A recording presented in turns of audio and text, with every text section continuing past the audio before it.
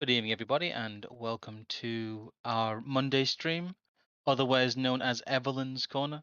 This Yes. this is her show, so I am technically the co-host. Yes, you are. But thank you for introducing me and what we're up to this evening, I suppose. Yes, I suppose we'll do the usual thanking people that show up and those that are members and like and comment and share and when people ask questions about, oh, where can I go learn about this stuff? And people post the links, I quite enjoy that. When I see it in the wild sometimes it's a nice thing to see. So please do more of it. It reminds us to keep doing this. yes, it does. Plus, like I said, a lot of people have asked us for this, so this will be a good Yes. future resource, even if everyone can't catch it live. I'm currently trying to. I've got a Google Doc of a lot of the stuff together. What I'll do is, at the end of this, I'll put a very large pinned comment. It may or may not link to a community post, depending on how long it'll let the comment be. But I'll try and give a decent list of the stuff we go through, just so you can look it up yourselves, and anything that seems interesting you can remember as reference. So I'll try and make sure that it is in the community section and it is the pinned comment here. So if you miss bits of it, or you don't hear a book, or you're not quite sure what book we're talking about, it will be down below.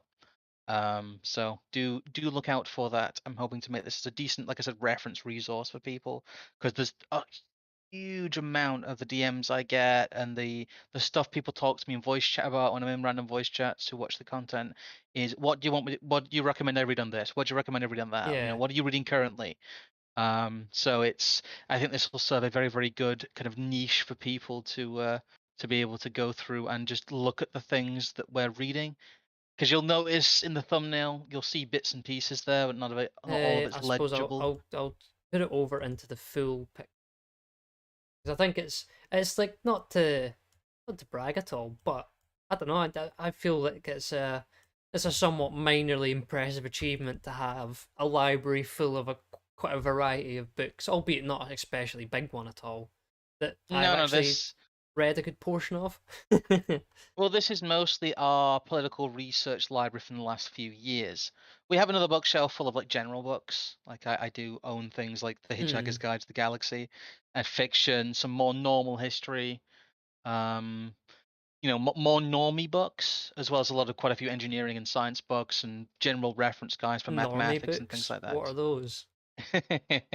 Well, I do have a very lofty sounding book called Metallurgy in the Service of Man, which Yes. is actually one of my favorites. It's actually a very good book. I learned a lot from that. Old style, kind of early 80s metallurgy reference guide. But that's not what you guys are here for, really.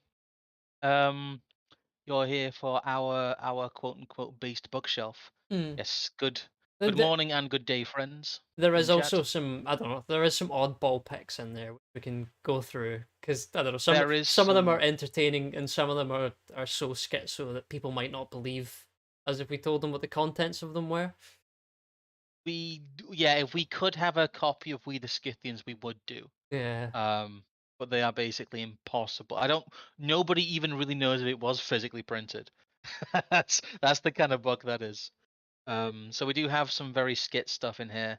Um, I don't know, but we'll do a zoom in on each section. I think. I Well, think. I was about to ask you, where shall we start? I think we'll just start with the Austrian stuff. I think that's what. Um. I believe Oh, we that do. is Oh, this image. actually, do we have Dugan in? Do we have fourth political theory in the image? Yes, it's over on Jess's side, which we'll get to. Yes, we do have Age of Slaanesh. We do have Age of Slaanesh. I know. Um, we do have a copy of Fourth Political Theory. Although I guess we can talk about that because he posted it. We have actually done a bit of a Q&A with Dugan. Hmm. We both managed to ask him a question during a Zoom call, so that was kind of And interesting. exposed them as a not exposed him, that's maybe too harsh, but essentially asked him if he was a race realist, and he said no. He is a dirty, dirty Civ nut in some ways, which is kind of funny. Zoom in, I'd say bottom row. We can start with. Yep. Um, Oh, if it's too much of it. I tell you what, I'll use the actual zoom thing and not the. There we yeah, go. That should be viewable by people, I would think. yeah. He is quite an interesting fellow, yes, but we'll have a look at the bottom row here because we have quite a lot of well, your Rothbard I think is in the other section. We'll get to that in a Yes, sec. because they're all in the easy reader format, except from the one there. Some of these are a bit clipped at the top, but it's all right because I know them. There We is can a we can go back up as well. So yeah. No, um, egalitarianism as a revolt against nature, which is actually quite hard to get a hold of. So that one's actually from the Mises Institute. That's the one I got with a hoodie because I ordered some stuff to my grandparents when they were in Boston, and then they brought the box back oh, over. But no, how lovely, how wholesome. I think a lot of the texts, especially in this section and the section next to it on the sort of mid level, will be ones people will recognize if they've watched a lot of democratization. So, I suppose Yes. from I'll use the wee pointer from right to left, we've got Liberty or Equality by Eric Ritter von Kuhnelt-Leiden, which is Yes. a great pairing with Democracy, the God That Failed, Hoppe, which is the heavy theory-based book using Austrian economics to look at the political economy of a monarchy compared to the feudal society and compared to modern democracy, which is something we went to great lengths to do, and why it's really nice to have something that's almost sits as a secondary source, where Kuhnelt-Leiden is talking about sort of wider aspects of politics in relation to religion and the development from sort of the Catholic scholastic tradition into the monarchies that Hopper's talking about, and the more Protestant traditions that he suggests come into fruition as the sort of more democratic regimes in Europe, as it were. I can actually give people a free copy of that book in the chat as well. A lot of the Mises stuff is in the Mises library, and Hmm. it is just available for free. They just Yeah, not many the elites don't want you to know this, but the literature from the Mises Institute is free. They just give you PDFs of it. yeah, I myself have dozens of Mises books on EPUB and yes. PDF because of that. Uh, and between the two of those, that we have a theory of socialism and capitalism, which was the first Hopper book I read. So I read that one, then that one, after I had previously read the big standout one in this row, which I think is supposed is Human Action by Mises, which is a task that everyone should take on at some point. It is a hefty tome, yes. Yes. Human Action is a very hefty tome, but it is a good basis for people. Hmm. It's funny because it's also a lot of people, especially the empiricoids as we call them, actually consider human action stuff like pseudoscience because Yes. they don't understand the difference between like philosophy and the study of human beings and like mathematics. They don't understand that distinction, and they think that economics is just like purely economies. Hmm. They don't Yes. understand it. It's the study of human action. What do you mean So. it's not maths? Economics is not just maths. Hmm. Um, Then I suppose I should try and go as sort of right to left as we can. We've got the Great Fiction by Hopper, which is a collection of a lot of his work, really over the last like 30 odd years, nearly. yes, we did used to have a cute little copy. It's contained in that whole book. We just have a cute little copy of From Aristocracy to Monarchy to Democracy, but it ended up getting covered in Guinness Porter, Yes, unfortunately. unfortunately, because one burst in Jess's bag, poor dear, and that got completely soaked. But yeah, Um, if you have read A Theory of Socialism and Capitalism and you've read Democracy and you're itching for more technical stuff from Hopper and more wider reaching subjects where he's almost kind of talking about anthropology and sort of taking the homesteading principle all the way back to the hunter gatherer society and actually trying to use praxeology or the study of human action to decipher how these sort of concepts have come about, and a lot of that allows him to give you sort of context, especially if you want to go right down into the weeds of Austrian economics. You begin to get into things like argumentation ethics, which is very interesting, but for the most part completely useless. However, once you grasp it, it gives you like, well, this is the very intuition. It gives us intuition, like this kind of stuff. So it's almost metaphysical in a certain way. It's kind of weird. some of it is, yes. Another question in chat asking about Dostoevsky. I actually have some in storage. I have some books that are actually in storage in my cupboard and at my mum's house. Um, like I said, this is our more recent literature, though. This is most of the literature we've used to research a lot of our series. Hmm. So this is a very specific book collection. This is not actually our general book collection. I think I think Jess has some Dostoevsky on her side, Oh, does she? but we'll get to Okay. that. Oh, Nah. yes, in both cases then. Next book after that is Higgs, Crisis and Leviathan, which I think both me and you, via essays and PDFs, have basically read to death for bits and I just wanted pieces. a physical copy of it because Mm, I've had a digital copy of it. It's actually the first book out of all of these I think that I read. mm. It was handed to me from God knows where years ago. And it's an excellent book. And Probably, it has a lot probably of Radlib reached out of the shadows many years ago and said, "Read this." possibly we have been in like each other's orbit for an extended amount of time without I, fully realizing I it, remember as well. which is Is this not like a 25-year anniversary edition or something as well? It's got a yes, nice it covered is. one. Yes, it's a very I got this. This is like an ex-library one. A lot of them are actually. Mm, Um, we've noticed in our book collecting travels recently that libraries are getting shut of most of this stuff, like yes. completely. Libraries are locking down what they carry. You'll be very hard pressed to find a lot of this stuff in the wild anymore. In fact, we have a lot of this stuff comes from like Liberty Press and people like that, or what are they called, Liberty Fund, Mm, and a lot of the what I would consider the activist printers. The yeah. people I know you encountered that with the people who are printing Elul were doing it basically for activist purposes and trying to Yes. get more accurate translations out there. The Mises Institute does it obviously as kind of activist printing, and this stuff has really been completely shut out of the market, the conversation, and it is not really available in libraries, the library, Mm. libraries these Libraries days. are very tasty. Libraries full of knowledge. And I was gonna think there was a full of the sort of materials you would use to dry concrete. Yum, yum.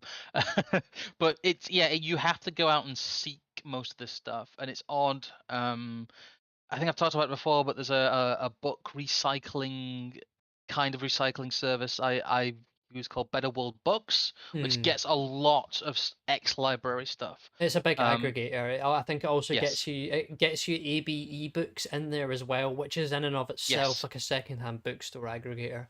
But I think the what's nice about I will say what's nice about a lot of the Mises Institute stuff is you can go out and get it, and as with the Liberty Fund stuff as well. So it's not unlike some of the other books that we'll come across as we go through this. They're not too much of a pain to get hold of. I think no, I'll quickly go back to it because I did skip it. Bureaucracy by Ludwig von Mises, which is just a little shorthand thing. Where he's talking about the sort of in a very kind of niche way, like some of the political economy aspects of bureaucratic management as compared to entrepreneurial management. And it's kind of one of those things that, like, if only he'd read the Managerial Revolution and then gone and written that, yes. it'd be a completely different book. But it's somewhat interesting. We have Patrick Newman's Cronyism, Liberty versus Power in Early America. Oh, sorry, Cronyism, that colon, Liberty versus Power in Early America. I've listened to some of the Liberty versus Power podcasts. Some of those have been pretty good. And I think, From what I've read of the PDF of that I've got, it's a very interesting book and good piece of reference material. yes, well, it's all, again, a lot of it is material from Mises U lectures as well, and Yes. speeches and stuff he had given prior to. I assume there's other material in there as well. Again, it's one I've only really picked through. And then we come to two that I think you would be more familiar with. I will probably try and read before the end of the year.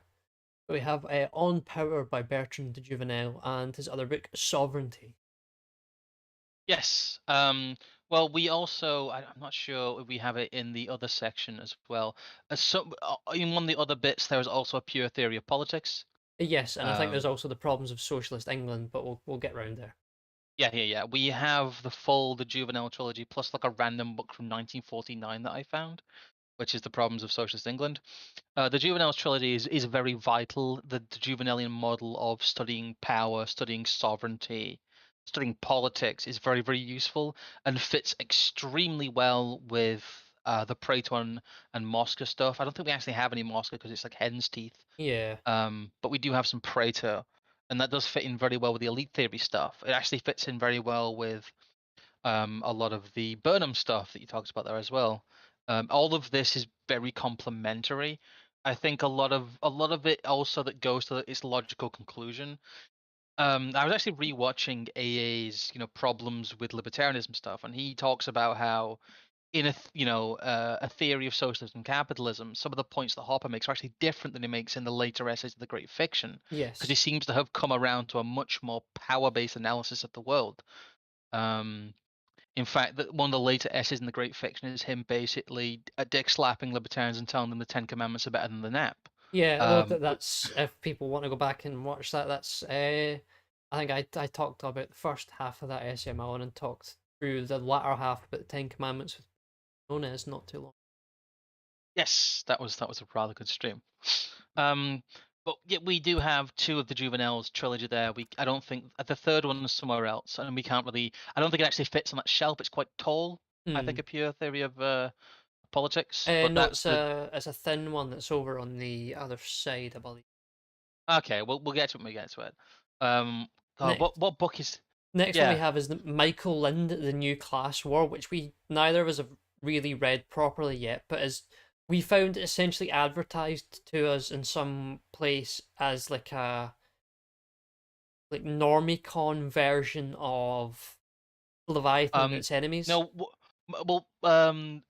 Yeah. Michael Lind is one of the people who's involved in throwing Samuel T. Francis, who we'll get to, under the bus. Mm. And this book came to my attention because one, funnily enough, I looked it up and it hasn't sold very well. You can get discount copies for like £3 on eBay, which is what I did with this.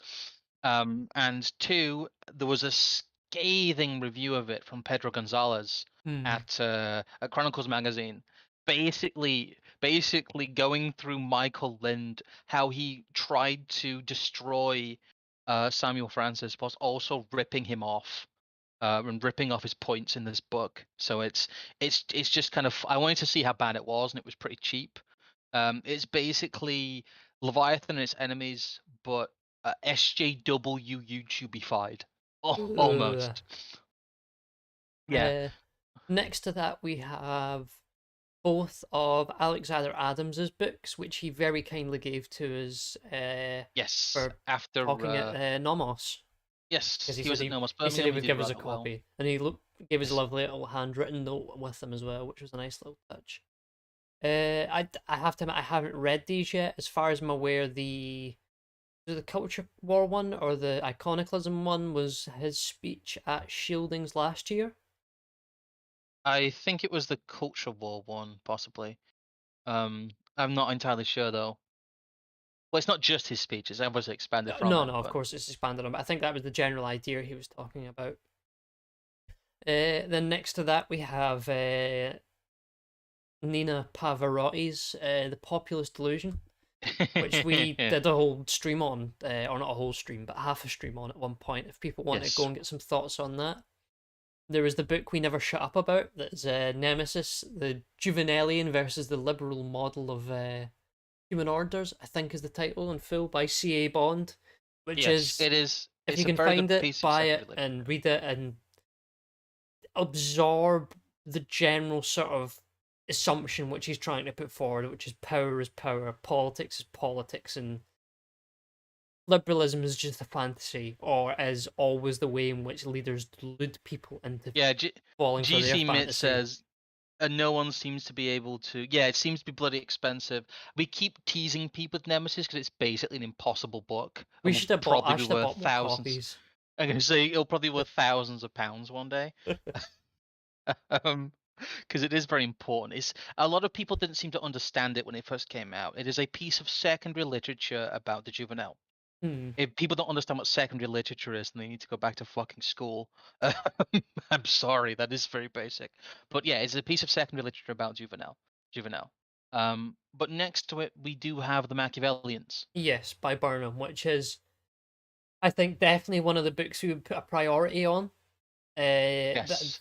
The whole combo or the combo of managerial revolution Machiavellians is a great way into understanding a large amount of everything we've talked about in a lot of ways, and I think possibly some of the best summarizations of what are the developments you need to have in your thought as a right winger to actually understand the way politics works in the modern world.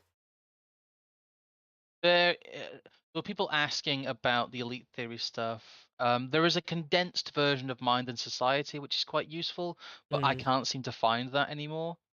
yeah, Um, I mean, I think we're gonna try and get a hold of the collection, or the at least Moscow's a ruling class, and the volumes of Pareto's Mind and Society at some point, but maybe that's one for saving up all the YouTube pennies for at the end of the year. yeah, we have struggled to find those. John I mean, there are Cananos, ones for sale. It's Comnanos. just that we're not, as if you're going to offset or try offload 100 odd quid on a book or a serialized set of books, you want to know you're getting good ones and not just buying like crap reprints.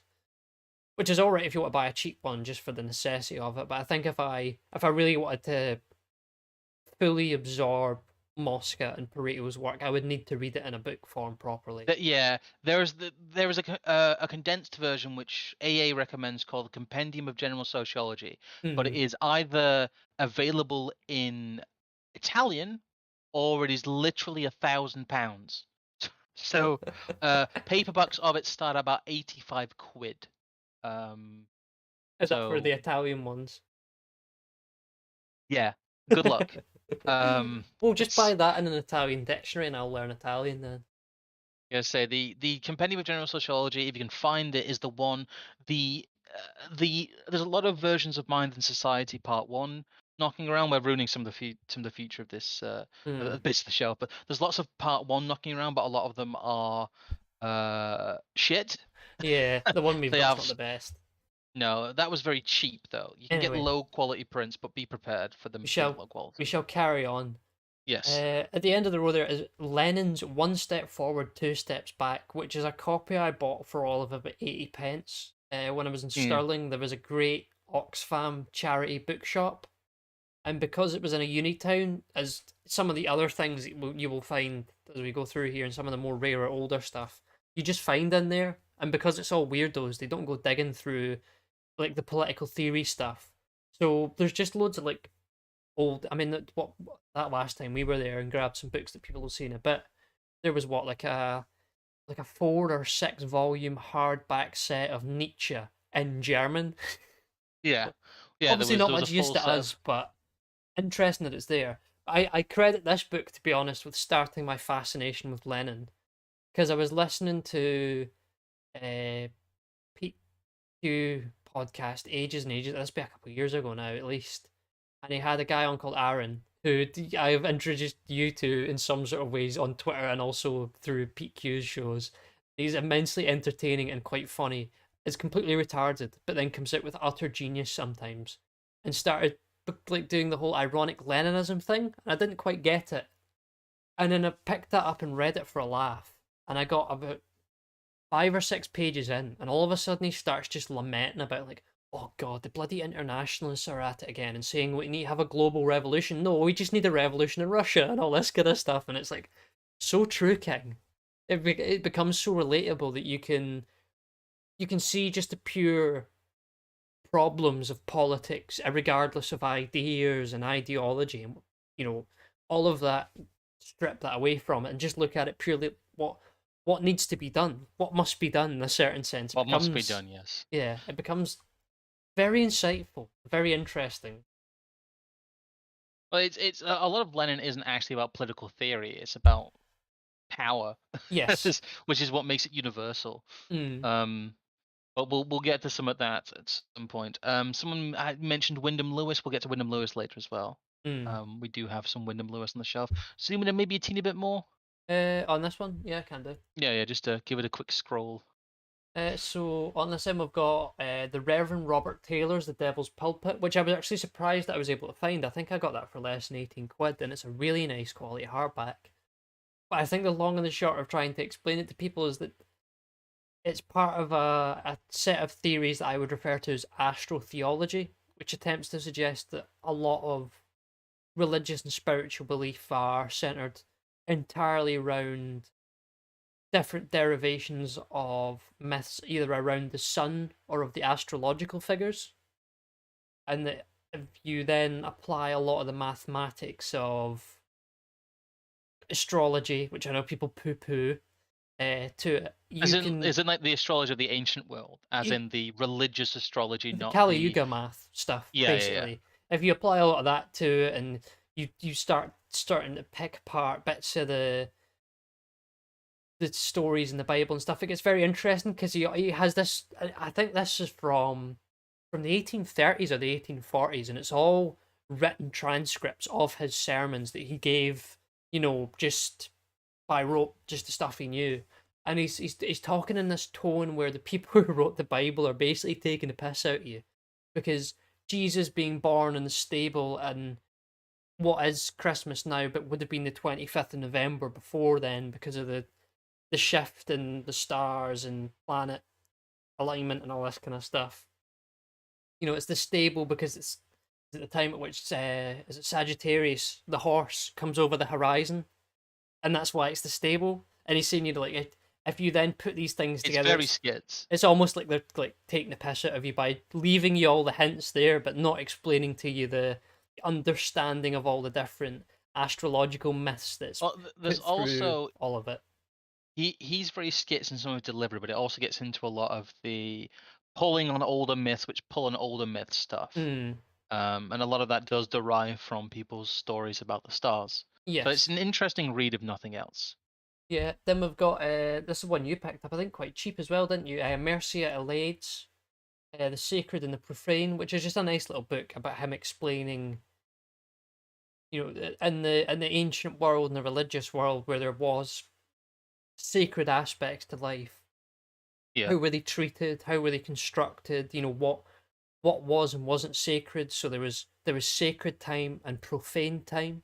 There were sacred places and profane places. And he also then talks about even within places, within spaces. So in a sacred place, there could be an even more sacred space within that, and that's how you end up building to things like something like Solomon's Temple or something like that that has these higher levels of initiation and more sacred sort of elements around different chambers and different spaces that are in some way ordained from one another. It's also been quite rightly described as a decent companion if you're reading Evola. Yes, I can see that actually because now that I'm reading one of the books that's not here, which is Evola's Eros and the Mysteries of Love, the Metaphysics of Sex, which is actually very interesting. He references Iliad and that a few times. I briefly talked to Thomas77 on Telegram at one point. He was recommending a lot of different Iliad. I think is it the history of religions or something. The history of the eternal return. Says is one to have a look at, or the myth of the eternal return or something. So I'm very interested in that. I thought you were going to say the myth of the eternal retard then. No, But that's just us. Eros That's is just a. I was Eros is quite interesting though. I like when he BTFOs Schopenhauer quite heavily by essentially quoting Schopenhauer verbatim. So he goes on to talk a little bit about, like, well, why do we love? Why do we have intimate, behaviors? Why do we get pleasure from sex, and why are we aware of that, and all these different things? And he tries to build this idea of this sort of sense of eros or energy, the thing that drives either men or both men and women, depending on whether you want to look at it from a unity or duality or dyad perspective or whatever. And he goes through explaining all this stuff and then says, well, the theories of, Schopenhauer, which are further derived from Darwin, which says that, the essential end of sex is procreation. So he has to then explain that love, intimacy, romantic pleasure are not real feelings, but they are the genus of the species orientating themselves in a demonic form of either the woman or the man, whoever it is appropriate to yourself, to fool you into essentially spilling your seed and procreating. I think it's like hilarious. I mean, it's literally Schopenhauer's quoted verbatim in there. It's just Evola kind of like flexing, and it flashes on screen. This is what Schopenhauer actually believes. Yeah. But next to next to Elaine, we have a very interesting book which you brought with you. You've had for quite a decent amount of Yes, this time. is another one of my Oxfam charity bookshop finds. I think it's Very great find. from, yes, I think it's a first edition translation of Paolo Manelli's Mussolini: An Intimate Life. Now, if you look the book up, you'll get an intimate biography and different names for it. So I can't tell you which editions to go for if you're going to look for them online. If you can find this, a black hardcover one that's from about 54, seems to be the one I have. It's a great read, and it's honestly like a massive red pill on fascism, because Mussolini is portrayed to you by an actual Italian who was there in the period, who wasn't necessarily sympathetic to fascism, but understood Mussolini as like a human being who came from the same country that he did, had the same influences he did. He talks about his youth growing up poor or working in schools and all this different stuff and joining syndicalist groups, and it's so strange to me that a book like that humanizes someone we are supposed to hate in all forms can actually be readily available and you don't get in trouble for reading it. It's generally just a good historical book. It's also one of those magical books that was written probably pre 1950, and so it Uh, had. yeah, I think it probably been written post, so, and just before probably about the 49, 48, something like that. I'm not too sure. But yeah, that's. Mussolini is my favorite type of pasta. But no, I was quite chuffed. I think I picked that up for about £2. Next to it, we'll stick on the theme of Italians, is probably one of the better books to read if you want an introduction to Evola. The Beau and the Club, because within it he talks about a wide variety of subjects, and some of them are very, very spicy. And it's one of those ones you either pick that up, read it, and go, "Oh, I need more of this," or you pick it up, read half of it, and go, "Ugh, this isn't for me." So, if, I don't know, if people want to dip their toe into Evola and see if it's for them, it's definitely a book I would recommend. Next to that, we have one that you found, which has a fantastic looking cover. I should have taken a separate picture of, because we're now into the Ulul section. We are into the Ulul But section, it's like yes. violence, and it says at loads of different times and different gradings and opacity Yeah. and stuff like that. It's an extremely sort of 70s design. Another one of my ex library finds, Mm, I think. But yeah, it's as you've said, you've read it. I haven't. I have not read Violence actually. Um, mm. it's more on his Christian side, Yes, since it's like Elul is a a Christian author as well. yes, it's like a sort of theological study kind of thing. I think if someone was writing essays specifically to like a Christian in group, it would maybe be a useful reference material. Next to it though, or the next two books to it though, I think are the main things everyone knows a Lul for, which are Propaganda and the Technological Society, which if read in Technological Society and in Propaganda, and that I think you could probably read them in either order really. It wouldn't make much of a difference, I suppose. But the two of them fit together amazingly. And Yes. in a certain sense, Propaganda is almost it's like an addendum or an extra extension onto Technological Society that explains how elites get away with creating technological society in a certain way. And I think if you read it like that, you begin to see that Elul, even though he's not really championed as such, is definitely someone that understood elitism and was by no means an Yes. egalitarian. Well, Elul is a Christian anarchist, really. Hmm. Um, he's in this weird space where he comes to these conclusions from a theological, and he's a very particular kind of anarchist, though. He's almost the same kind of anarchist someone like Hopper is in Hmm. many ways, which is extremely interesting. He comes to a lot of the same conclusions and describes a lot of the same phenomena earlier on, really, in the time period than Hopper does. But it's interesting. He has a very different way of phrasing things. I've shown a few people bits from Propaganda, and it's taken them a little while to get them. Some of the people I've chatted to, but then they do, and it's like they see the Matrix. It's Hmm. hilarious. Well, I think he's That also bit, very incredibly well read. I mean, he yes, references Carlyle. He was reading Burnham in the late 40s, early 50s. So he was, right there. at part of that kind of scene, because he references the managerial revolution and the, I think possibly in both technological society and propaganda, Yes. in at least one of them For, anyway. for those wondering, the Elul is nice and cheap right now. People are saying yes, he is.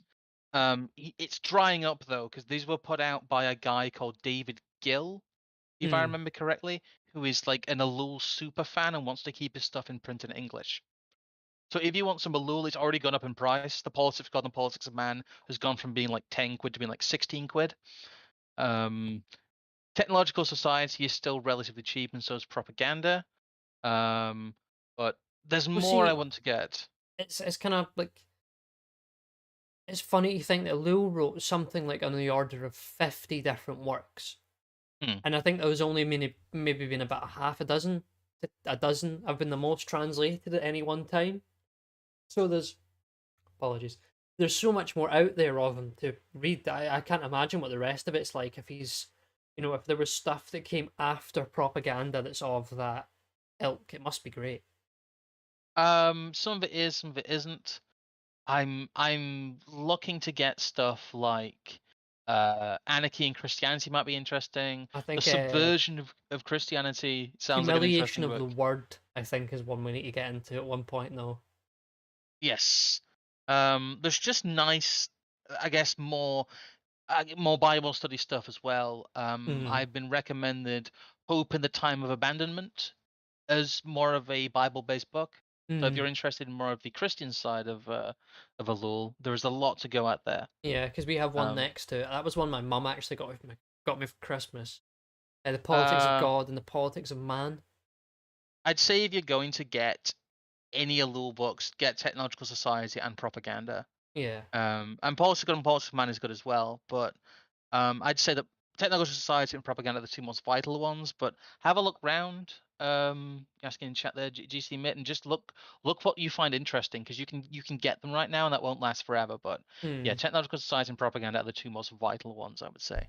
But yeah, no, that's another one of his sort of Christian studies. Slightly more interesting though, because he talks a little bit more about slightly more transcendent subjects and things like prophecy and stuff like that. So a bit more to it. Next to that, we have Patriarcha by Robert Filmer, which I think is possibly, oh, it's not the oldest because there's some other stuff, but definitely one of the older texts anyway. That's rather nicely reprinted by Imperium Press. I think it's from 1558 or 1585, one of the two. No, it's from 16. It's from the 1690s. Uh, Um, are you sure?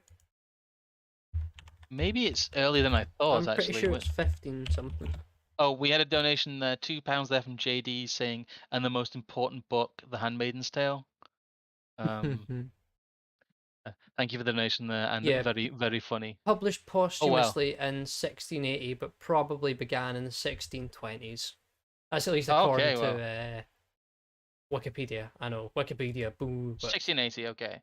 Yeah, because it just about predates a lot of the, or is contemporary with some of it, a lot of the Locke stuff. hmm. And Patriarcha basically, you end up with people like Locke, and you end up with people like Rousseau later on, like furiously trying to debunk it. Well, that's what John Kamenos in chat is saying. Filmer wrote in the 1600 Locke's work was a response to Filmer, which is why Yeah. in Patriarchy you've got like Filmer, then Filmer's response to Locke a number of years later, which is quite interesting. I mean, I just like the fact that for a book that is that old, there are a number of very realist, sort of specific lessons that can be drawn out of it. However, I I don't want to draw everything out of it now because it's something I want to look at in oh future no. and make as Yeah, part of a Sargon much bigger thing. Sargon doesn't read Patriarcha. I've not read Patriarcha. I need to, but my favorite thing from your description of it, and I've read bits of it, is Filmer basically going, "Where's the state of nature, John? Where is it? When was the state of when was man actually free, John?" Mm, uh, it just I don't know the idea of him cutting like a wrestling promo mm. and saying that the state of nature never existed is kind of a funny concept to me, but. Yeah. but we shall move on. Next to that, we have probably one of the first based books I think I bought myself. The Abolition of Britain by Peter Hitchens, which I think you can still pick copies up for like 3-4 quid. I think people don't realize how popular a book that was in the like early 2000s, and how It, I think it is really probably again something that's fundamental to the view a lot of us have that we maybe don't pay as much attention to as we did before. I think it's it's definitely a book a lot of us have got here from. I think Abolition of Britain is incredibly important because looking at it, it is one of the few dissident political books from a right wing perspective that isn't just like high Tory moaning. Yes. Um, there's a huge like wealth of stuff from the 90s and 2000s that the Mises Institute has produced and collated. You know, you've got stuff like Higgs, which is technically from the 80s and has been reworked and revised since then. You've got a lot of the later Rothbard stuff that we have, the Harper stuff, but really there isn't any of that in Britain apart from Abolition of Britain. There's stuff starting Uh, to well, come you've about got people like now. Scruton. Oh yes, I'm gonna say apart from like Roger Scruton, like Mm. Scruton and Hitchens are really the only two I can think of They were offhand. definitely the water bearers of British conservatism for quite a long time. That's Yes, for sure. No, I always, and I think I mentioned it before. It's the chapter in Abolition of Britain on TV, and honestly, I think in the process, I think I read it on the train. I think possibly to yours or on the train back. Maybe the train yours. I can't quite remember. I And I remember you just sending me the pictures of it. Yeah, I just like I read the chapter and from the start of the chapter to the end, I was like, yeah, fuck TV, ban it, get rid of it. It's terrible. He's so anti-industrial society, and I didn't quite realize at the time, and now I do. I think a lot of people find it a little bit quaint these days if they've come to it from say Yeah. harder tomes, but it is a great foundational work to pick over and pick points out of. It's something I actually used relatively heavily, even though I only did one quote from it. Something I used relatively heavily for my speech for Shieldings last year, Hmm. because it is one of the few pieces we have of like anti modern Britain. Really, there's very little of it, which is Yeah. a bit JD in dire. chat's But talking about crime and punishment, or I think the other it's called the abolition of crime or abolition of justice or yeah, whatever it is.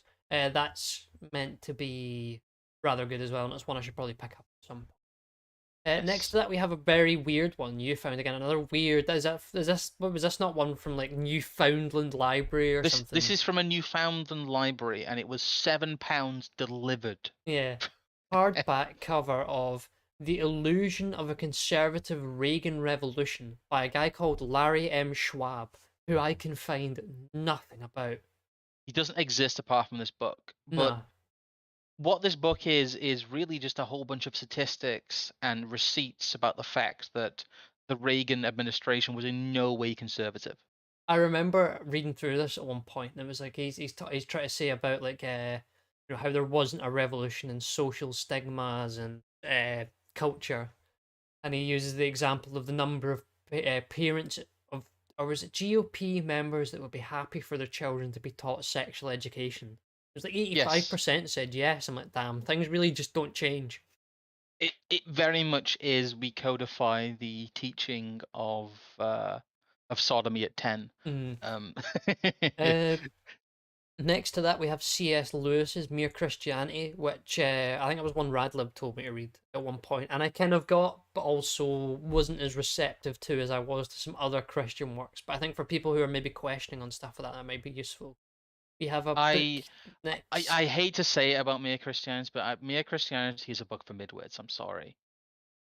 It's a book for like 12-year-old, like teenagers and people who need something that's a bit more basic. Yeah, Because having read it as like a 12-year-old, I was like, well, that was pretty good. But having read it as an adult, it does not hold up, in my yeah. opinion. If you have any kind of theological basis, it's a bit patronizing, honestly. It's very hand-holdy and it makes a lot of hand wavy points that might seem clever to certain people, but I just think are a little bit lazy.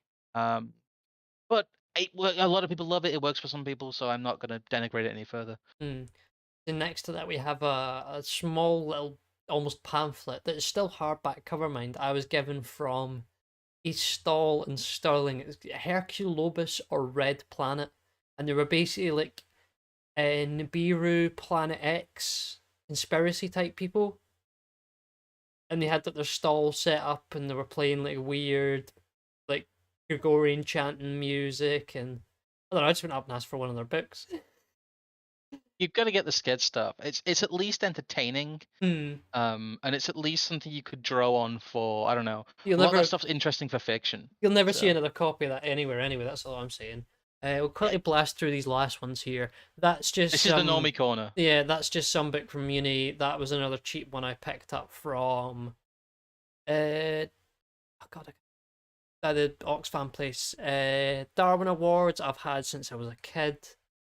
I think I picked it up when I was like 11 or 12 out of some big massive second-hand bookshop near, it's just an area outside of Warrington, but it's big. It's quite a big, famous one, and it's all inside. It's all like 1800s architecture and furniture and stuff. I got that for some silly cheap price. There's a copy of George Orwell that my dad gave to me at one point when I started reading stuff, which is probably half the reason why I'm doing this stuff now. And then we have Why Nations Fail, another uni economics book. Which is not a very good book. Now, where do we go now? Oh, right. We're on to Jess's side. I will say we'll get onto Jess's side of the bookshelf, yes. Because there's a lot of interesting. Start at the top or the bottom? I'm going to go the opposite way. I'm going to go left to right. As I should have probably done with the first one. There's the Confessions of St. Augustine, which is a book I should probably know more about than I do. There's a couple of unidentifiable books there. Yeah, I'm not too sure what the thin one is there. Heretics and Orthodoxy by G.K. Chesterton, which Jess is rather good. We found this big one in one of the charity shops in Bolton. It's like a massive, like 700 or 800 page collection of short stories by, either based on or mostly by Chesterton. Oh, that's pretty cool. It seemed relatively interesting. There's a rather tatty copy of Joseph Conrad's The Secret Agent, which is, I think, another second-hand book find. Which I think Jess has been reading a smattering of different Joseph Conrad stuff. I really want to read the one that Apocalypse Now is based on. Because Heart of Darkness, yes. Yes, I've watched that film too many times not to have read that book, and will endeavour to do so at some point.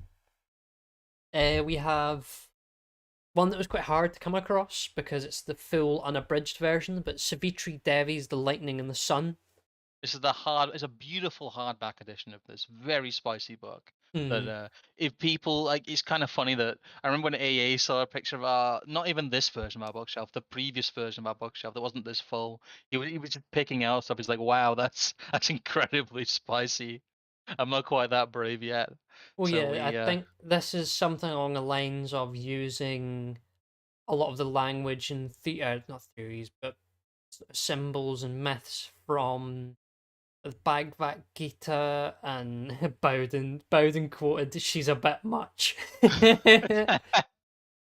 No,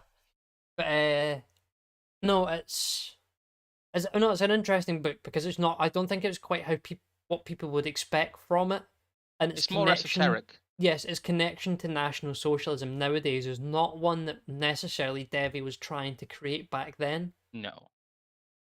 I don't know. People are saying it's a bit much, but I would imagine it's very similar to Avola. I have to admit, I've not read it myself. But it is a bit cringe LARP in places, but it's at least interesting. It's something you're not going to be able to get for very long, so get it what you can. Yeah.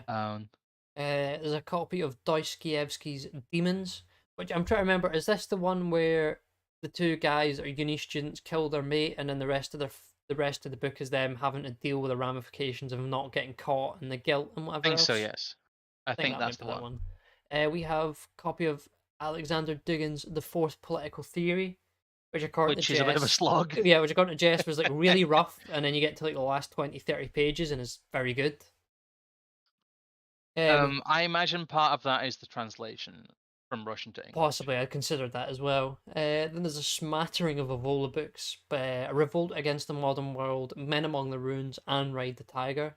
As far as I'm aware, Jess has read all of those. She has, yes. I've only read snippets of Revolt and Ruins for bits and bobs of different things. Again, it's another one that I will find But at you have some read Ride the point. Tiger, though, haven't you? Yes, I have read Ride the Tiger. I will at some point find, some 3 week period within which I can just read through the two of them at great length. And then, of course, next to Avola, you would put your nice leather copy of the King James, the Fifth Holy Bible.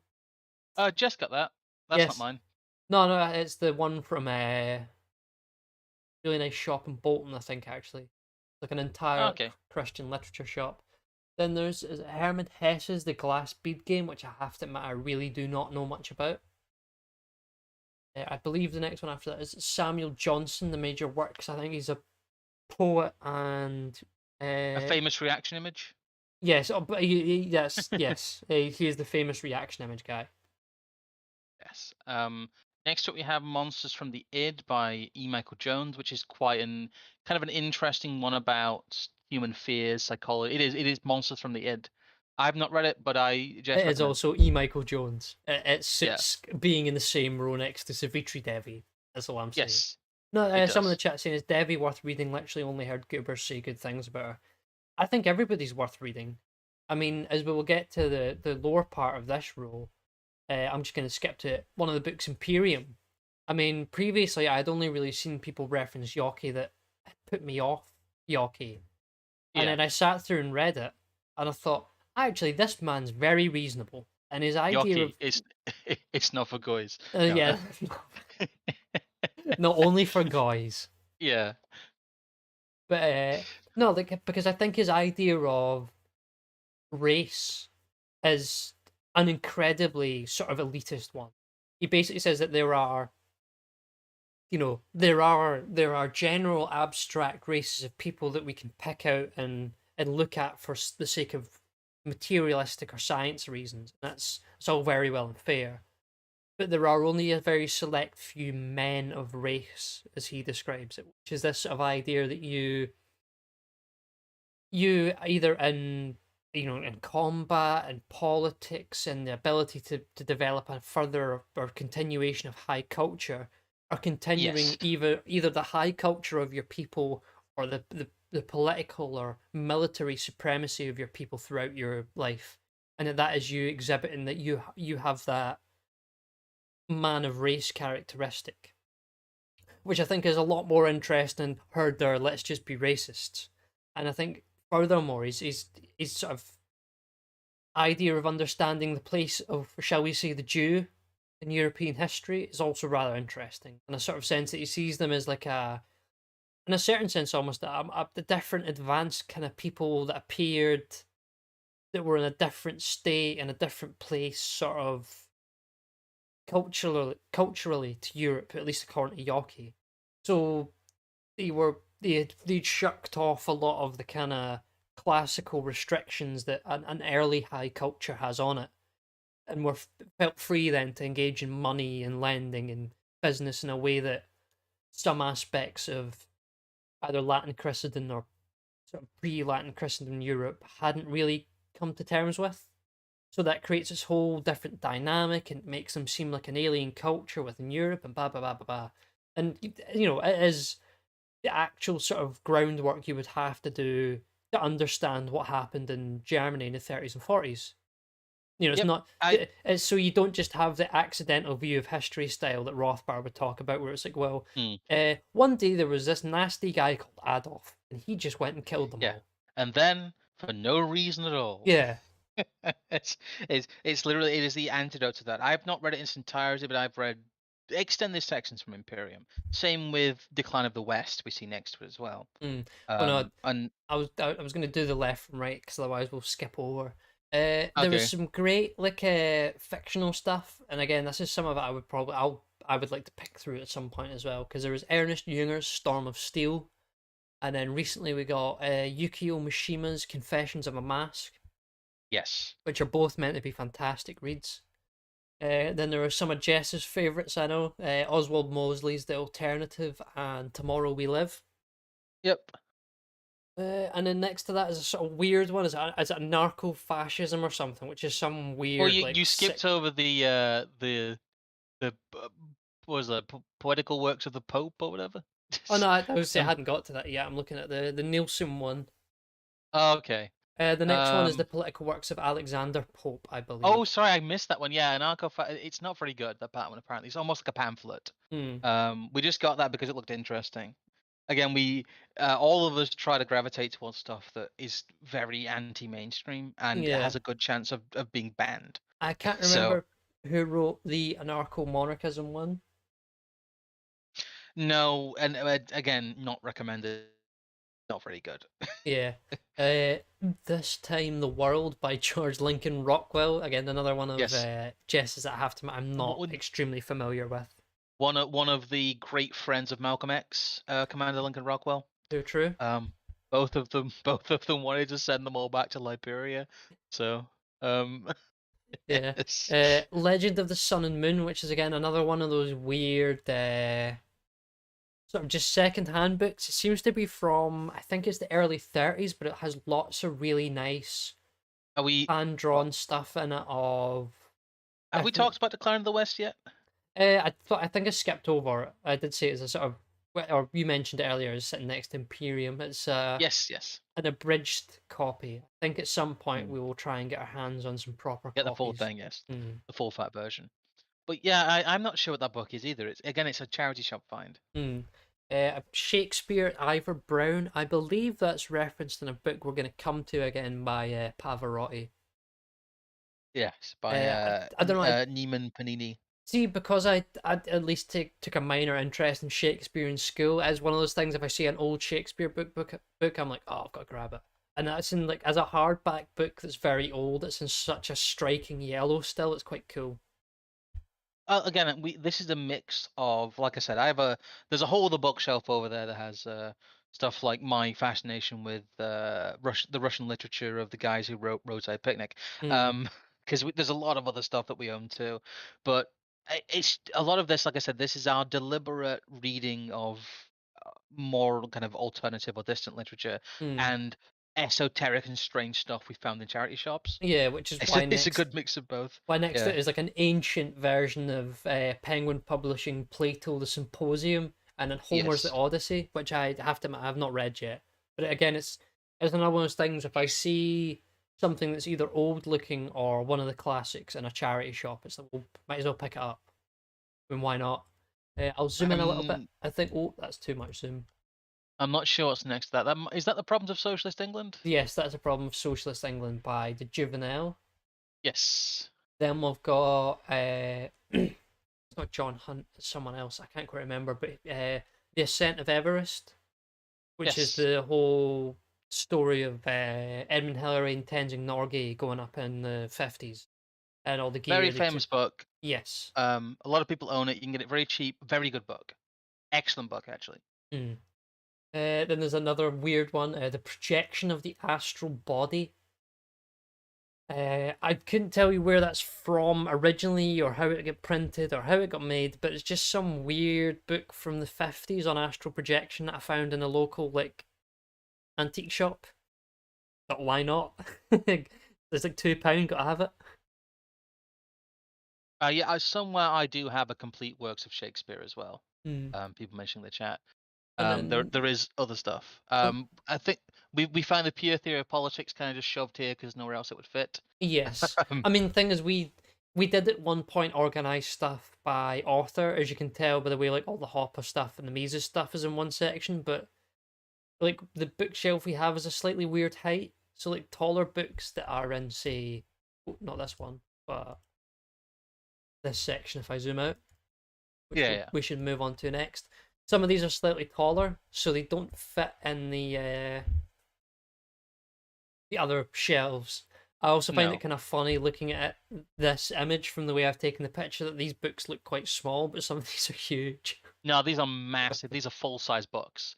Some of these are like some of these are like A4 size books. Manual Political Economy is nearly an A4 size book. It is fucking huge. Uh, these are big boys. We have our second copy of Ride the Tiger.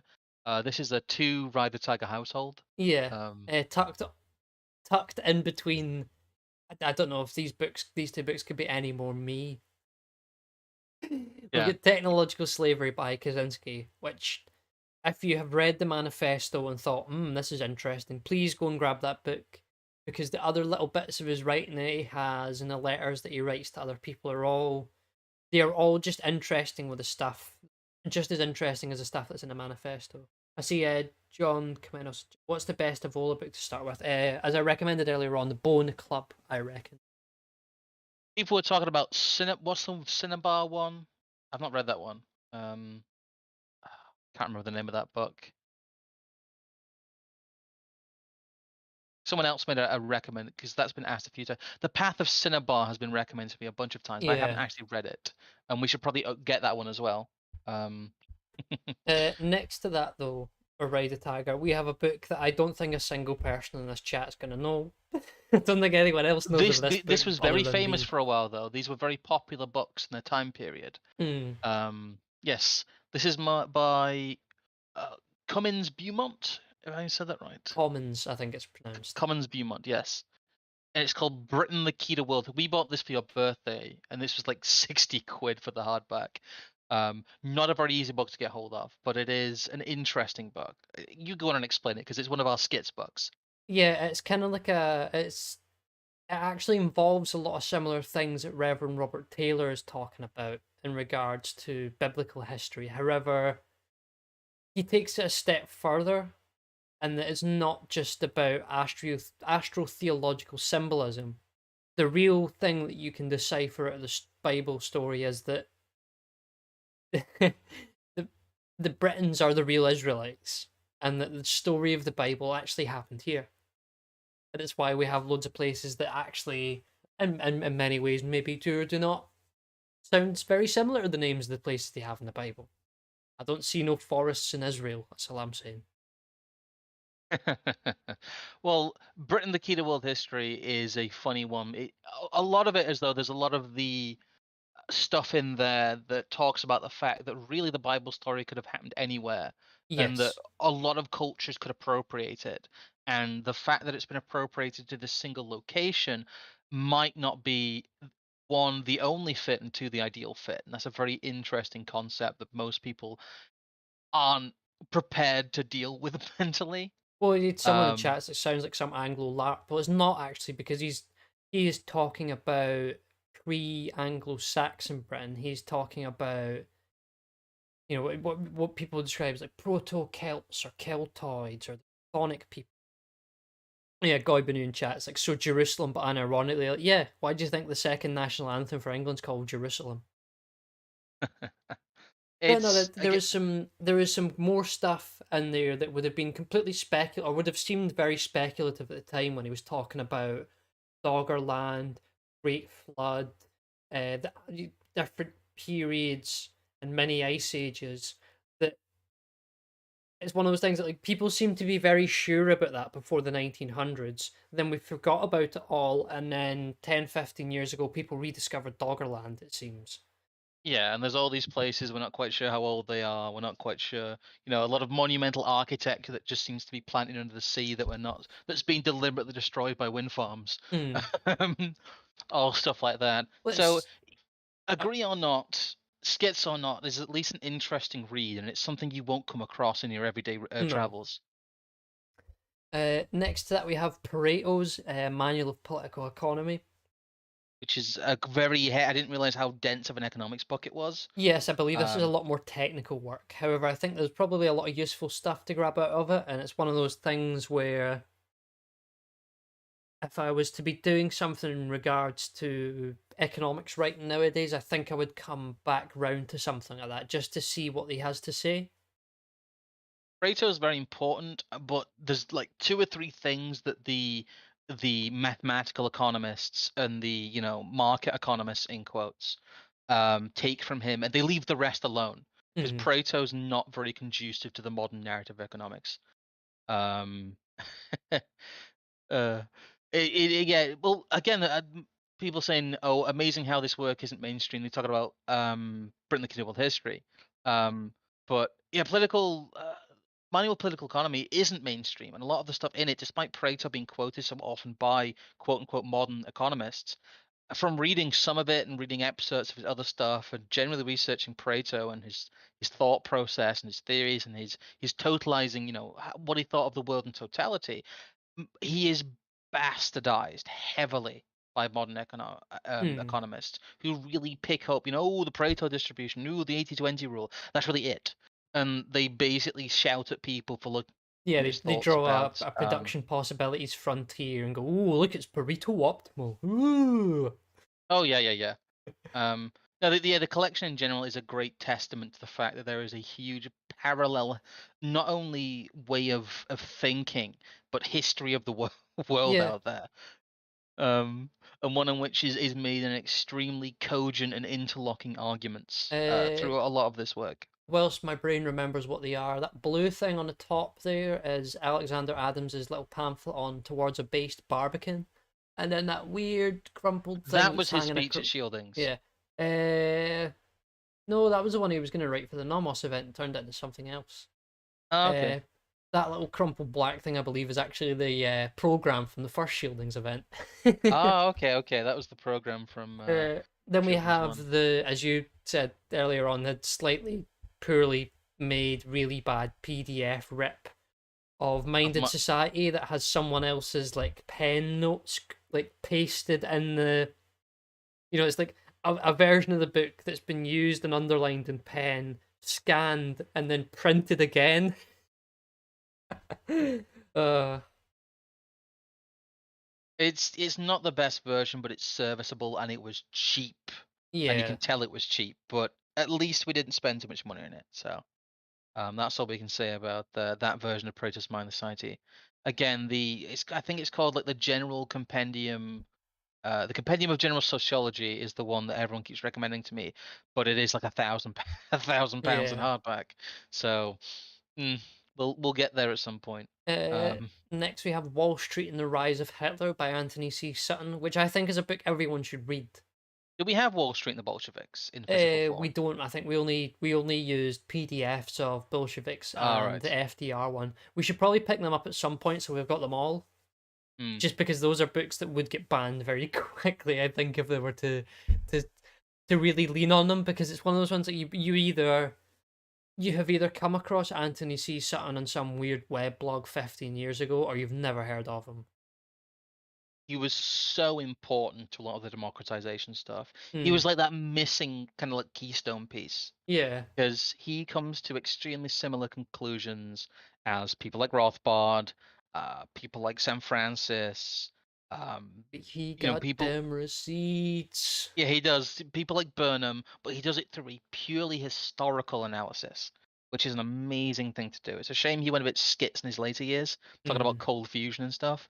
But yeah, his trilogy of Wall Street and the Rise of Hitler, Wall Street and the Bolsheviks, and Wall Street and FDR are amazing. They are vital and they interlock very well. So Yeah, next up we have The War on Gold, which is one I have to admit I've actually not read through at all. It's one of the few books in here I don't think I've taken a look at whatsoever.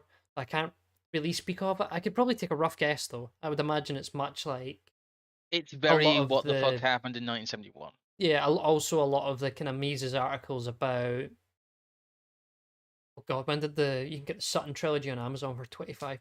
That's not bad. No, a lot of the articles on like Mises.org about like the gold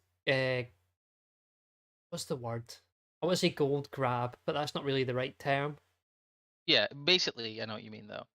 Um, Uh, I don't know. We'll move on to the next book, which is a great one, and one that I'm really glad I picked up. To be honest, Antelope Hill's The Sovereign Collection which is a collection of Carl Schmitt's political theology, the concept of the political, and a study on I can't remember partisanship or a study on the partisan, which is his theory of the theory of the politicals, the stuff where he talks about friend enemy, political theology is the stuff where he talks about sovereignty, and then he links the two of those in the partisan, where he discusses how people like Lenin and then further Mao took both of those concepts and run them to like their like logical extreme, and engaged in, the total war and the war against all war and all these different sort of concepts so that they could engage in civil political war across their entire nation and get as many people involved as possible in the conflict. Well, I'd say Carl Schmitt's Sovereign Collection is actually quite a good companion to some of the Sutton stuff, because Sutton actually shows in practice how this worked. Uh, Um, I suppose it's an example of where you can see, as what Schmidt would refer to as the exception. yeah.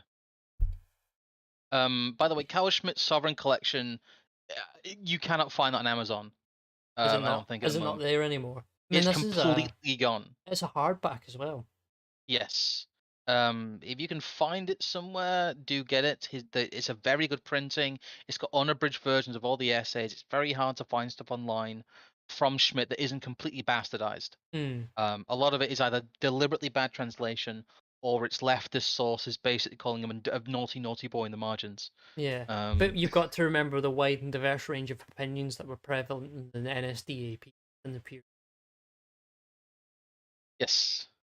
Um, Uh, Next to that, we have another one you found. I mean, it must be one of the mintest copies of Beautiful Losers out there. it's new old stock. Hmm. It's from the US. I think this is the only copy. This might be the only copy of Beautiful Losers in the UK. I I think think AA it's might have a possible. copy. I'm not too sure. Oh yeah, AA like us and AA have Beautiful Losers in the UK, and that's basically probably it. Hmm. Because very few people have it in the US. It's very difficult to find. We were very lucky we found the new old stock version on Amazon, and it is a collection of essays by Samuel T. Francis, and it's wonderful. It's so Hmm. good. We did a. I suppose maybe we could not describe it as much and refer people to our video we did a little while back, or video, sorry, stream we did on two essays. We looked at the one on MLK and then the one where he draws rather heavily from elite theory to discuss equality as a political weapon, which is then the essay that Rothbard focuses on his review of the book and the Rothbard Rockwell report that we used with Thor Bishop when we went on a quick trip through the Rothbard time machine.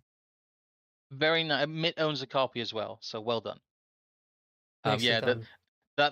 yeah, we went through the Rothbard time machine. There's a whole interlinked lore with the history of this channel. When we talked to Tho Bishop about it, it's like we've been blessed by the ghost of the. You know where that actually came from? Bringing it all back around, it came from an exchange of ideas program by Chronicles magazine that Hmm. partially led to Gottfried writing what he did, Yeah. Well, which is it's also what brings the influence of Rothbard into Francis, which he talks about in the rather large book we have over there that we'll get to in a minute. yeah, the magnum opus. But no, next to that we have Suicide of the West, which talks about liberals and liberalism and is really talking about a much different set of things. It's almost like the not in Ride the Tiger, but the Ride the Tiger from Avola describes the opposite sort of man because he's talking about the differentiated man. Whereas in the Bow and the Club, I can't quite remember what it is. Philosopher Cat mentioned it the other week. But this sort of notion of the man that's trying to escape sort of reality and the real world sort of conditions upon him and a number of different things. And it's this sort of weak capacity for achieving basically nothing and only ever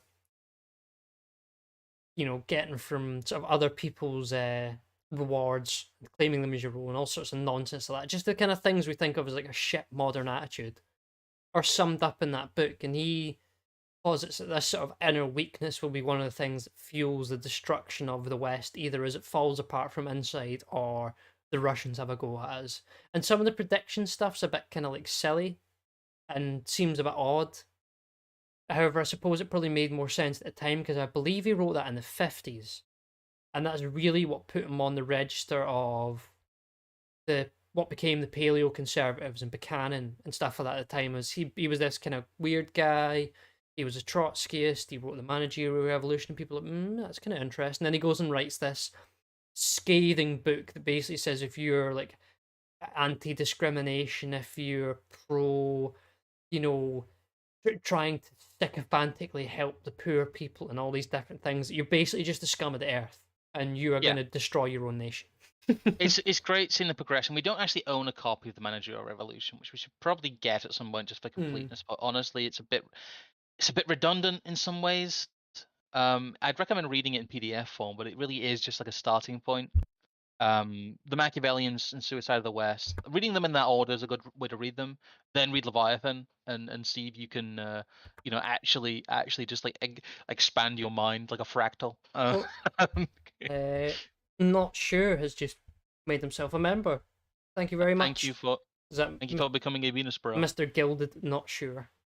Yes. Next to that, we have essential political writings from Thomas Carlyle. One thing I will say about Suicide of the West as well, yes, it did pick out Burnham as a member of the Paleo Conservatives, but it also basically excised him from political canon from that point on. Oh yeah, people talk about Suicide of the West like they talk about, I'm trying to think of another example. They talk about Suicide of the West like it is like a step too far, like almost like it's Mein Kampf in some circles. People hate that book. Oh, Managerial Revolution is good, but don't read Suicide of the West. That's a racist book. Well, no, I think we were talking about it the other day where he's got like the section on like the liberal hatred of the ghetto. Yes. Where I can't remember quite what language he uses, but the sort of waifs and strays, the wastrels, the scum of the earth types will eventually, coalesce in some if you have a town, a certain subset or a certain corner of that town will be run as like a sort of ghetto by the lowest of the low, and that the liberal can't accept this because it's a real, or at least the liberal to Burnham can't accept this because it's a real depiction of inequality. It actually shows that some people are happy to live in less. So they have to smash this thing up and disperse it across the entire city. And he uses New York as the example, and it makes everywhere else worse. Yeah, JD gets it. He said, and instead we got Dinesh D'Souza as our reward. Happy days. Oh. Yeah, Dinesh D'Souza is a poo in lieu. Anyway, next book is Thomas Carlyle's Essential Political Writings, which I think is probably the cheapest and easiest way to get into Carlyle. There is some fantastic like hardback collections of like his history of the French Revolution, which at some point I would love to read, but that's like a task in and of itself. I think if you just want to understand Carlyle at his most basic and the real foundations that he's writing everything else from is all contained within the different works in here. So there's the stuff on hero worship, the Sign of the Times, which is him writing about mechanics and techniques as early as like 1840s. I mean, I remember reading this and thinking it was hilarious that Carlyle basically wrote from the time he was in his late 20s right through his death in his like late 80s. And from that, he saw the world going from like the 1820s right through to nearly the 1900s. I mean, I can't even begin to imagine the sort of the changing world he viewed, and partially why he was only really able to write a work that he did, especially when you get into the later stuff, like discourses on Niagara and all these different things about questions of slavery and the poor and democracy and all these different things. Is very much one of the, I think people would refer to as a core sort of reactionary text, despite the fact that Carlyle is not himself a reactionary. He's a reformed sort of liberal, as I think many people describe him. Oh yeah, I remember that, JD. I tried. Yeah. Sagan called Carlyle a crypto leftist, and I nearly burst a blood vessel. Well, no, because he's one of those people a bit like Spengler and some of the other thinkers from the sort of mid to late 1800s, where because they were writing on a number of different topics, they get attributed with, it was the mainstay of the theories of absolute monarchy and also National Socialism and also Chartism and like some people think his commentary on the worker is about sympathy to the worker, and some of it's very clearly not, and it's like, oh no, you've just read that really badly. Yeah, he basically goes around calling people indolent in quite fancy ways in some sections. It has memes as well. He's the original shit Yes, poster, as AA describes him. It has these people. D- characters like Bobus the sausage maker, who's just this like shyster, and he puts forward this imagery of him just stuffing whatever he can into a sheepskin and selling it to you as a sausage because he's taken over by the worship of mammonism. oh yeah, I forgot about Razorfist calling Ted Kaczynski a leftist. Oh god, we uh we really need to get better people. The I think next to that we have arguably the tomiest of tomes. it's like the dictionary plus two. It's Yeah, so big. the Scholars Edition of Rothbard's Man Economy and State with Power and Market. I think it's about 1600 pages in total, and is The a, Scholars Edition. yeah, a bit like Human Action sort of works in a certain way. I think there's probably not a subject he doesn't talk about, especially in regards to things that are either economics or politics. I'm sure there was a snippet It's in also a there on book you couldn't anything. drop near a small dog without killing it. So. No, no, no. You drop that on a floor, and anyone within about 3 feet gets a swollen toe. The walls shake. Very chunky boy. Nice hardback though. Very nice. Again, how much did you pay for that? I get that shipped from America for less than 30 quid, and I think That's very good. it's from some. I think that was another U.S. library one actually. That was from a university library, and it must have been like one of the only universities because this is a copy from the 90s. I think it's mint, mind you, because obviously nobody's taken it out. But somebody at a university in America in like the early mid 90s went, oh, we'll need a copy of that. Bought it, probably spent a fortune on it. Sat in a library for I don't know, like 2 decades, and then I bought it. And now it's Again, a just lot there. of our stuff is ex-library finds. However, the one next to it isn't. I paid full No, whack that for that one.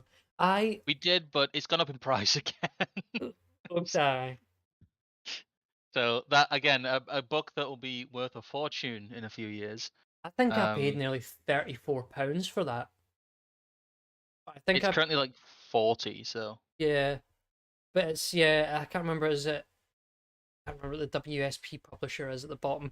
I think is that this.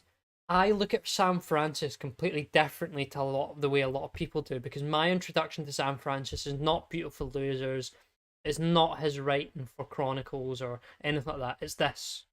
That's I think I started reading that over 2 years ago now at this point, maybe. you were the first person I ever heard mention Leviathan and its enemies. Hmm. When you were reading that, nobody knew what. Basically, nobody apart from like people like Pedro Gonzalez and the Chronicles people who wrote the introductions to it knew what that was. Knew what that Yeah. was. That book was brought out and thoroughly buried until a lot of people in this community realized what it was, Hmm. partially through your activism for it. Um, I it's honestly it's can't remember so where good. I think it was Edward Welsh, the editor for Chronicles. I believe he still is one of the editors or main editors and contributors. Mentioned it on a podcast with AA like ages and ages ago, just like out of the blue. It was like, oh yeah, there's this book, Sam Francis Leviathan and its enemies. I don't know what convinced me to go and buy it because It's expensive. well, not just that it's expensive, but it's a very high level book, and I'm not really I don't know really what drove me to purchase it. I just know that I did, and since reading it, I haven't really looked at anything in regard to politics in the same way since. Really, it's if you've done the Machiavellians, if you've read the Managerial Revolution, if you're at least familiar with either a conservative school or a libertarian school, or I think even a traditionalist school of thought, you could pick Yeah. that up and learn an unending amount of lessons in it. Again, it's one of those books that I can just come back to repeatedly and repeatedly and go back to a certain section, a certain chapter, a certain topic in the index, and be like, right. You know, The there's th- in, s- the funny thing about Leviathan and its enemies is that in certain sections it almost is like Hoppian Leninism. yep. That's the funny stuff. It's it's so good. It takes the best of what Burnham learned from being a post-Marxist. And that's probably why it's so similar, because Burnham was a post-Marxist in the way that Hopper is a post-Marxist.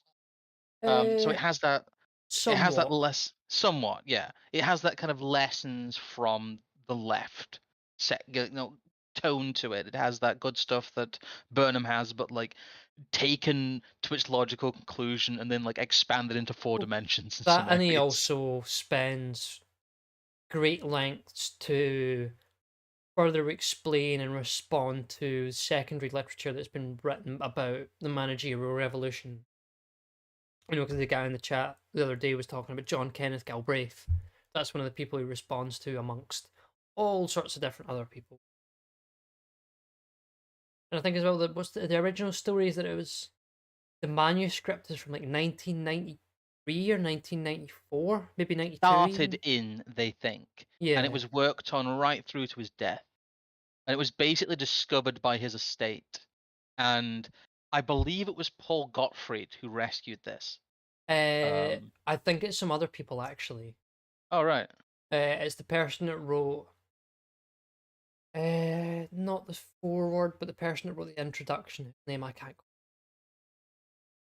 Okay, so it was him. I Hmm. know there was a foreword by Gottfried in it, isn't there? Well, he writes the appendix Oh, and okay, all right. essentially writes about the relationship they had over Burnham's writing and the disagreements they had, and the fact that they both came from a more European school of elite theory. So they ended Mm. up continuing the debate between them that originally started with Mosca and Pareto, where I believe is it Mosca was the one that tried to suggest that ideology basically doesn't matter, and that the contents of the ideas means nothing, and it's all just power and function.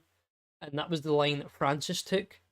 That it was all it was all organization, it's power, it's technical sort of prowess. Ideas are ancillary to this, whereas Paul Gottfried takes a slightly different line. And obviously, the best thing to do is read both of them. Best. Yes, there's an interesting fusion there, and you can say it depends what level of the machine you're looking at. Hmm. Because not to get too far into the weeds, we will move on in a sec because we've got quite a bit more to look at. Um, if you look at activists and mid-level technocrats, the stuff that Gottfried makes is very vital in analyzing those people. Hmm. But if you look at the apex, the actual global thin strata on top, the peak of the eye on the pyramid, um, then Leviathan and its enemies and Francis's way of looking at things is the only way to explain how those people behave. Hmm. Anyway, that's enough waxing lyrical as we usually do about Leviathan and its enemies. If you have any kind of grounding in theory whatsoever in this area, go and read it. And if you don't understand it, go and read some other stuff, then go back to go back Hmm. to reading it. If you understand it correctly, it will change your life. I'm not like understating that. Yeah. I It's think me too. It is. the one thing that I think we are most missing from the collection of stuff here we is Gottfried's work, but that's because all that stuff got printed in the 90s, was quite popular, and is now hen's teeth. Well, we have the thing is a lot of the stuff we don't have here. We have copious amounts on PDF. Hmm. I've read Gottfried's stuff. I read it a couple of years ago actually, because he's one of the people I got into earlier. Um, and I read uh, oh what is it called? The one about Marxism he wrote actually is one of the worst ones I wrote. It's really good, and like the curious vanishing of Marxism, I think it is. Um, Gottfried is hard to find in physical copy, and we need to get After Liberalism because that's still easy to find. But it's something we've collectively read, I think, Hmm. or at least read most of, and it's not something we are rushing out to buy right now, just because partly because of space, as you can see. Um, but I think Gottfried's ideas are they're quite well known and they're quite well talked about at the moment. Whether or And not again, a people lot. know it, yes. Because Yes, when people are talking about technocracy, they are implicitly talking about a lot of the drivers that drive the therapeutic state as he sees it. yes. But to move on to another book that I haven't actually read yet, but I want to, is another. It's our second Robert Higgs book, which is going to be quite vital, I think, to if we do more democratization. Hmm. Depression, War, and Cold War is very good because from what I've read of it and the sections I've read of it, it is one of the few books that basically goes into the fact that the Cold War doesn't real in some ways, and that the idea that both sides were genuine hard-headed enemies about to push the button at each other is laughable. Yeah. Um, and the play acting of some of the the depression and the war, where you have the Soviet Union on American life support throughout that entire period. Um, and then you get into the Cold War, and they are this invented enemy in a sense. Depression, War, and Cold War also is good with economics. From what again, I need to read it in full, but I'm looking forward to reading that when I get time to read it fully. Again, it's Higgs. He did Christ and Leviathan. Good thinker. Pre late 80s, early 90s, a lot of his stuff. So yeah, very good nuts and bolts kind of Mies Institute Austrian school tangential historical analysis stuff. And I think that brings us on to the last section. Yes, this is the last. There's a lot of stuff here, but I know someone mentioned it earlier. If you're still here, here is The Art of Being Ruled by Wyndham Lewis, one of our newest editions. Yes, this is one I'm very looking forward to reading to. And then below it's the book I read rather recently, Shakespeare's Moral Compass by Nina Panini Panini. Pavarotti. It's like, from the bits you sent me, it is so AA. It like drips AA-isms. Yes. Yeah, between that and Suicide of the West, you have half of A's chat up lines. uh, what's below that then? Below that is Otto Weininger's Sex and Character, the Huh. book we referenced the first half of in the discussion with Philosopher Cat. Oh yeah, I know the other half of the book is him basically bemoaning women Weininger. and saying that Weininger. Sorry. uh, saying that women are Jews and Jews are women and stuff like that. I'm not this Ford Wingate or something, whatever this is. I'm not too sure what that book is at the bottom. Christopher Sykes. Yeah, that was one Jess picked up. I'm not really too familiar with it. I'm not sure either. I don't actually know what that is. Sorry, we're drawing a blank on that one. That's one of Yeah. Jess's books. Under there is a very small copy of Vladimir Lenin's State and Revolution, which is again another great one if you like Lenin. The terrible reprint of Karl Marx's Das Kapital, but then again, there is no good reprints of Marx Yeah, it. I because there are remember no that good was prints quite of well. Marx. It was quite expensive for what it was as well. That was like 6, 7 quid, wasn't it? Yeah, And it turns out the communists are very bad at giving people their literature. yeah. Um, It's also because of the fact that I don't think Marx wanted anyone to actually understand what he was writing. yeah, it's a rough sit. Um, Under that, we have a lot of the Rothbard books nowadays. The easiest way to get them is in the big reader versions, he's a which big is reader, guys. yeah, which is slight pain because like they basically almost dwarf the full size, like not full size, like big cigar humidor we have Yeah, sitting that that next to them. that is a good, cigar humidor for scale. Quite not a small one either. It's not tiny. Mm. So that should give you some idea of how big these tomes But are. That's why they're down here. these two books are great. I credit these two books with a lot of my just surface level understanding of intellectual subjects on a whole, because the wide variety of thinkers he talks about and both draws insightful knowledge of, whilst also being like, isn't this kind of interesting? This person was involved in this, and oh, they came up with this idea, and also happened to know these people. Isn't that funny? And it's a shame that he. I mean, I think these are some of the last books Rothbard wrote, actually. Or the first one took quite a number of years now, anyway. So the second, and then they got halfway through writing one that was going to go from Marx all the way through to Keynes, and then never quite got it finished. I could only imagine what it would be like if someone actually took that project, finished it off. It'd be amazing, but They it's might kind have of, it in the vault somewhere. You should ask nicely when you're at the but Mises it's also one Institute. of those ones. If someone was to take it and finish it, you wouldn't have his style. It wouldn't be Rothbard, because both of these books together are 500 pages each, so it's a fair read.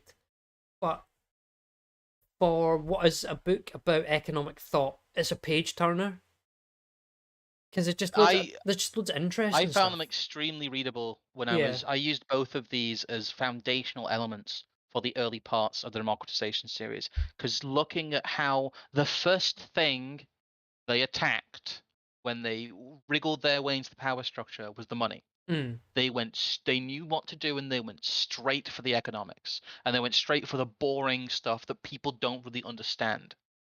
And what Rothbard does here is extremely good at unpicking that stuff and showing you how vitally important seemingly neutral mechanisms are. He's very Yes. good at disassembling the lie of the neutral state in terms of its economics to an extreme, like granular detail degree where it becomes undeniable.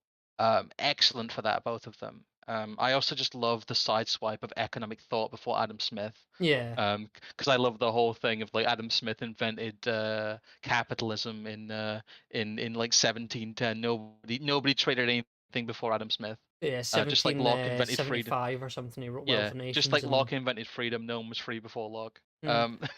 And under those two is also another big reader copy of Easy Reader, The Ethics of Liberty, which I understand gets treated as a meme book, and I can see why people do treat it as such. But I don't know. I'm willing to give it a little bit more respect. I still rate a lot of the libertarian literature as at least as a way to get yourself grounded in one whole consistent political theory.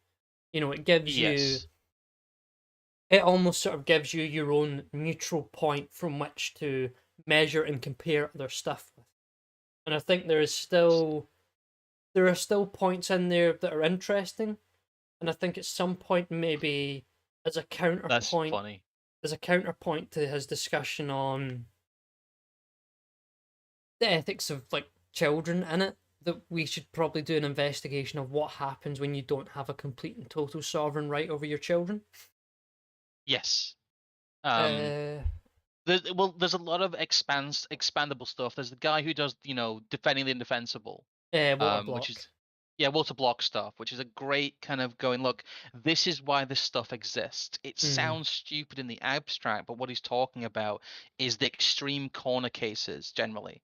And when things break down and the absence of government, and in some cases, almost the absence of society, and how do we deal with ethics in these extreme circumstances? How do we deal with ethics in the abstract when it comes to having a complete system of thought and then taking it to its logical conclusion? And I think a lot of people just can't deal with that. They just go herder children markets. mm, When those do it, have you ever heard of private adoption? Like, it exists for rich people. Um, yeah. That's funny. Not sure saying that Bronze Age pervert called Rothbard a planet, which is hilarious for a White House advisor, um, who came out of nowhere to essentially fart on the pages, and become some sort of darling to call someone else a plant. Um, yeah, but heavily workshopped and marketed by Mike Cernovich for a number of years. yeah. That's I don't know. I think if anyone who studies 90th Rothbard, his wilderness years, where he writes like just the fire that is stuff like Program for the Populist Right, in which he basically tells people to go out and kill your local drug dealer. um Anyone who studies that stuff from Rothbard and his interchanges with the paleoconservatives and essentially immolating the last acceptability of his legacy to try and get them to do something against the neocons. Hmm. There is no way you can see that man as any kind of limited hangout. He goes so hard in the 90s and it basically destroys him. It's kind of sad reading some of his stuff in those days because Yeah. it's almost pleading. Like we talked about his review of Beautiful Losers. It's basically him going through and talking about his ideological defeat in some ways. But again, looking at the camera, as we talked about in that episode. But we should move on.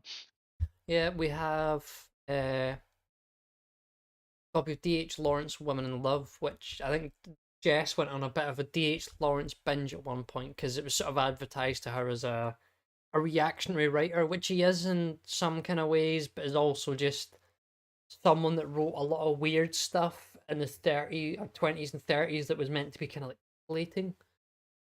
Yeah, I don't really know too much of him, but I'll pass to that, to be totally honest. Then there's a we copy of have Mine. sandwiched.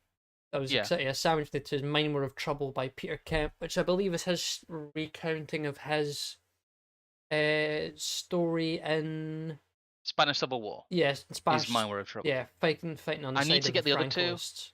Yeah, I Hmm. need to get the rest of the Peter Kemp trilogy, but I want to read that one first before Hmm. I get the other, because we're so like that was the tail end of me just buying all the books. Yeah. Um, and we need to read them first. Yeah. Hey, Mine Were of Trouble, No I'm getting Colors, No Crest, a good Arms way for through Oblivion. Yeah, the are the stuff I've three. got. I think I've got to a point where I've read most of everything that's in the bookcase. But no, the next thing we have is again charity shop find. I think it was all of like £1.50, and it's basically like a 900-page collection of like all of D.H. Lawrence's stuff. Below that, we have 2 copies of the Shieldings Events book because we're just that cool. Well, we're both in it. That's why. Oh yeah, of course. Boom. I spoke at it. Oh, we can't say that yet. I spoke at it last year. And your essay is in there as well. Mm. So there's also a picture of me as Bart Simpson as Rat Boy, apparently. Yeah. Um, No, I look like you look like the jazz music stops guy. I do. I do. It's not the best I might illustration of have to me. give me two. Dear me. No. No. Too funny. Um, what else do we have here? Uh, What's have you? that black book on top? It is the Buddha's Book of Daily Meditation. However, it has a lot of really nice, like different hand drawings of like flowers and stuff like that. So it's just like a, you would have like your Bible passage for the day kind of thing. It's essentially the Buddhist equivalent of that. I'm trying to imagine now. It can't be too far. I keep making the joke, yes, and I made it at the cathedral as well, that in like even like 10 years time, there's all coalesces into some kind of actual giant political force. That there'll be thousands of people who claim to have seen like that speech at Shieldings. It'll be like the first Sex Pistols gig or something. There's already people who claim to have been at the. Oh God, yeah, that does not look like me. Um, Jazz music stops. You say what? I do look like I'm some kind of mulatto in that picture as well. Um, Uh, really do. he's mulatto Justin Timberlake. I do look like mulatto. No. Yeah, very Malcolm X. uh, anyway, yes, we have the Buddha's Book of Daily Meditations. Christopher Titmus, whoever he is. Then we have like another. Again, there's a lot of these are just like local charity shop finds. I mean, the spiritual approach to astrology by some guy called Loftus from like the 70s or 80s. An early edition copy of Fingerprint of the Gods by Graham Hancock, which is probably going to be an interesting read when I eventually get round to it. But I just think like I already know about the Commons Beaumont stuff, and nothing's going to get that skits. You get Graham Hancock's basically like a limited hangout compared to Commons Beaumont. Shut up! You keep talking about Göbekli Tepe in Turkey. What about the standing stones in Skara Brae? Very, very skits.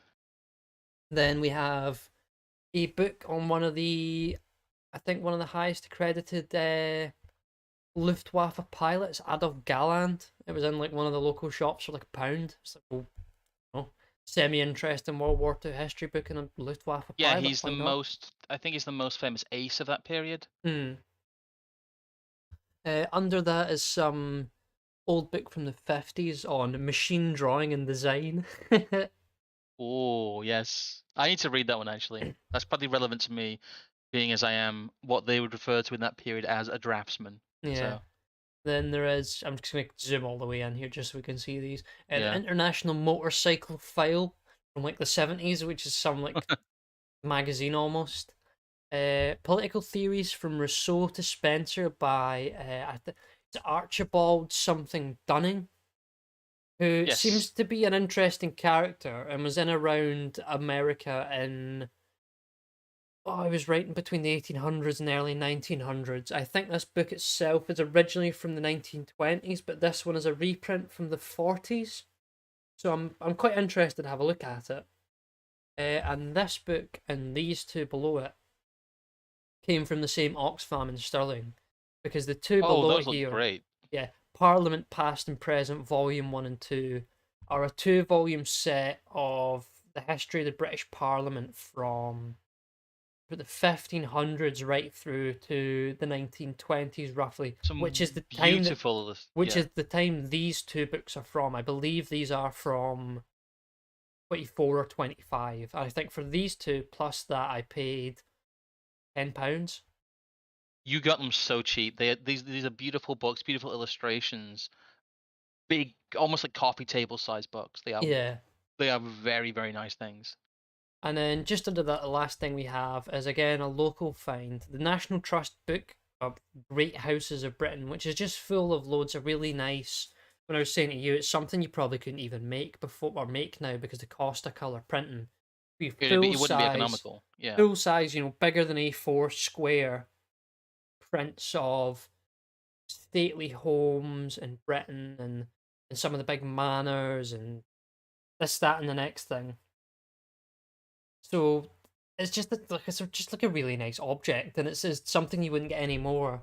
And I think it's originally from like the late 70s because the note inside where it says the original price of something like 40 odd pounds. Because these two alone were like originally sold for like 40 quid a go as well, or something like that. Or They were sold for 80 as a set not too long ago, it looks like. yeah, So, but this good one lord, is you got a good deal it's from there. the late 70s, and just inside it says, like to such and such. I hope you enjoy this book. Happy Valentine's 1979 or something like that. And it's like, Yeah. fair enough, it's like someone's old book that they've chucked away, but like that's, someone gave that to someone as a Valentine's gift, like nearly 40 It years might, ago. yeah, it might be somebody who died. So, It probably is. But I'm thing is, I'll go back to the larger picture. I'm willing to accept that a large number of the books we have in there that predate like I mean some of them are from the 40s, the 50s, the 20s, probably all like belong to old people that died and then their stuff ended up in the charity shop. yes. I mean, I We think if do. anything it's a good thing because otherwise these books would never see the second life that they are receiving now if it wasn't for us coming across them. No, as we've encountered in our Airbnb travels, it looks like charity shop books get bought in bulk by people to fill up wall-to-wall shelving to make it look like they read. Hmm. Because as you can see with this collection, apart from some of the more speculative like picks that are esoteric from charity shops, this is a theme, a very deliberate collection of books. Again, I have things in my collection like a very nice coffee table, like hyper nice illustrated version of the Silmarillion. Well, do you not have is it Churchill's History of Britain in like 12 I volumes in different I no, boxes? I have the 4 volume version of a history of the English speaking peoples by Ah, Winston that's it. Churchill, which is actually quite common. I also have an old encyclopedia set, which is very nice, called Pictorial Knowledge from the 1950s, which is lovely. Um, But if we were to take all those ones that are in boxes in separate places, we'd need another bookcase about this size for them. yeah, we may be moving at some point in future. So yeah, I actually have got an extensive book collection of fiction and non-fiction of all kinds, from very scattershot places. So I own quite a lot of Bill Bryson. I talked about Douglas Adams. I obviously own quite a lot of Tolkien and some nice versions of the less known Tolkien. I mentioned my big Silmarillion, which is one of my favorite books, but I have like a weird collection of books on volcanoes and volcanology, and geology. I have like a very bizarre book collection from my own like previous days. Bill Bryson, not sure, wrote kind of like entertaining books about kind of science, engineering, and traveling around Britain. It's very twee, almost hairy bikers core kind of tone. Oh, It's quite nice though. As in it's just pleasant. It's I just kind of suppose like the only pleasant additions, Britannia. as you mentioned, just the fact that there is just lots of like odd stuff on this table, on a table on this bookshelf. So there's like all your fancy stone collection, and if anyone wants to buy about a 25 centimeter by 15 by 10 centimeter block of It's a rose desert massive desert rose. desert rose quartz, give us a shout. There's some loads of Yeah. Polaroids, both there and there, from Yazin, who's in the Who's chat, in the chat? Yeah, thank you for who takes those. very nice pictures at events, both like Shieldings and Nomos. Hey, look. Yes. And then Good there's show. my I'm just gonna hoard a collection of the Austrian magazine so that at some point in like 30 years time I can sell, oh, here's every single Austrian magazine since like August 2021. Um, yeah, not just saying. There is like random books I got for maybe at some point as a follow up to this, I'll go through, or at least show on social media. Not that I'm on social media. Maybe I'll put a community post about it at some point about my normie Or books. people But can come find us on our Telegram if they don't already follow us yes, yes, I'll act. What I'll do is, there. since you're shilling here, oh, the Telegram's not in the description of this one for some reason. Are you sure? Oh no, it is. It is. It's the second link. I'm being blind. Yeah, we do have a Telegram, so do check that out. We're trying to steer clear of a lot of more mainstream social media. To be honest, we have the Well, YouTube. that, and Um, I just don't want to be beholden to Twitter and its standards, yeah, and also the way that it makes you interact with people and have, I don't know, you end up with you either are part of the weird Twitter clique or you are not. How it is at the moment, it seems. yes, but that's all going to come crashing down at some point, and those people will be atomized from each other. But Unfortunately, that's a conversation for another day. it is. I'm just glad that there was at least 40 or so folk that were willing to tune in and listen to us babble about what's in our bookshelf for about 2 hours or so. I think a lot of people will find this in retrospect. I know I've got a few messages from people saying they couldn't make it today, but they want to watch it in future. Hmm. So I guess this is very useful for our core audience who are very interested in the research that we do. Hmm. I know there's been a few people just absolutely crying out for this, and we're very happy we're doing this. So thank you guys for all your support. Thank you guys for being so interested and being so eager to research yourselves. You know, there's a lot of people here that have done a huge amount of reading already, who are coming along with us on this. You know, it's not easy watching a lot of what we do. We've been doing a bit more kind of punditry and trying to prime people for what's to come over the past few months, but we will get back into some of the heavier, like democratization style stuff. Yeah, it's just it takes a lot of time, and I think we have treated the period we looked at with such or enough of a fine tooth comb that if we were to continue on, we want to excel that, and that takes We do. time and it takes a lot of work, and I Um, think people understand that anyway. So, I mean, I know there's people who still haven't caught up in the original democratization stuff because they are Reading trying around to, it, yeah. yeah, they're trying to read along with it, which basically means it takes the year and a half of reading it took me to do to get you there in the first it's place. But hey it's ho. still ticking over though. It still gets like 100 views every month, most of it. So the the only other thing I want to share was the Substack. There's nothing gone up there recently, but they will be over the next few weeks. I've written a big piece we're going to split up, I think, and develop a bit further into a Yeah. series of like a practical guide about how to build successful, or at least ones that have a chance of being successful, distant organizations, and kind of the Yes. nuts and bolts of that. But you were Uh, right; it needs separating out. So yeah. No, we will. That's something we will sit down and plan amongst ourselves, and probably, even though it'll be in several pieces, we'll probably just put it all out at once it's done as like a sort of serialized thing, maybe. yeah, we could do it. Just you're right in that it's got a few too many stems that don't go far enough into the detail. Hmm.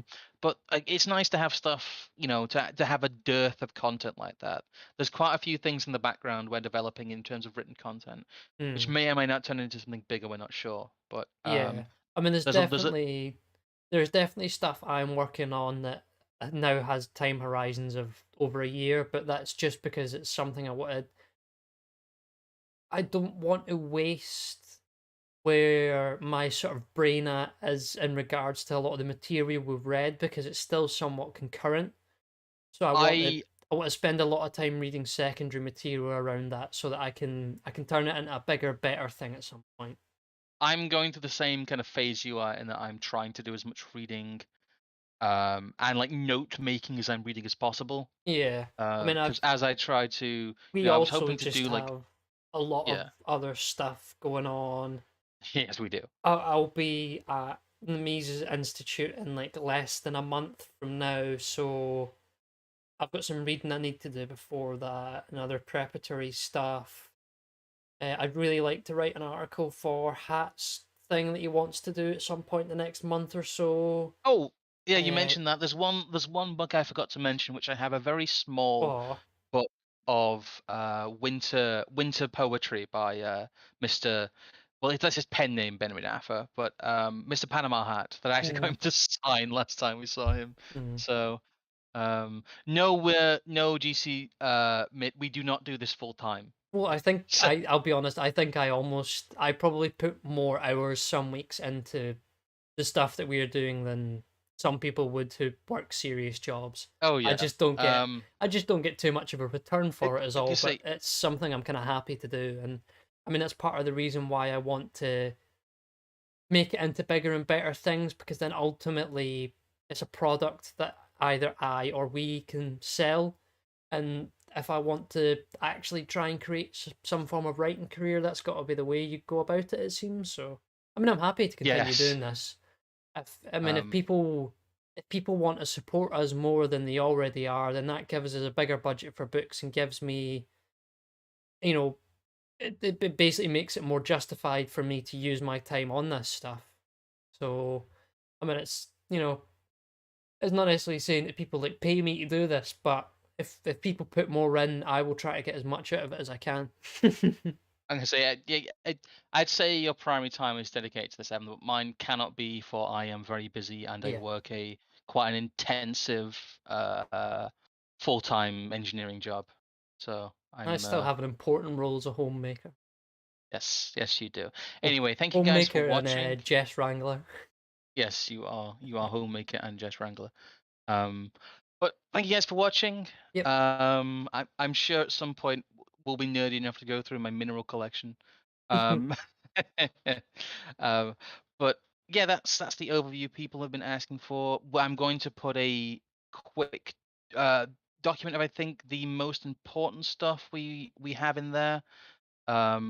There's a couple of ones I missed. I'm going to put those up, but I'm going to put out a community post, and like I said, it'll be linked in the description. So if you guys missed anything, don't worry, it will be in the description.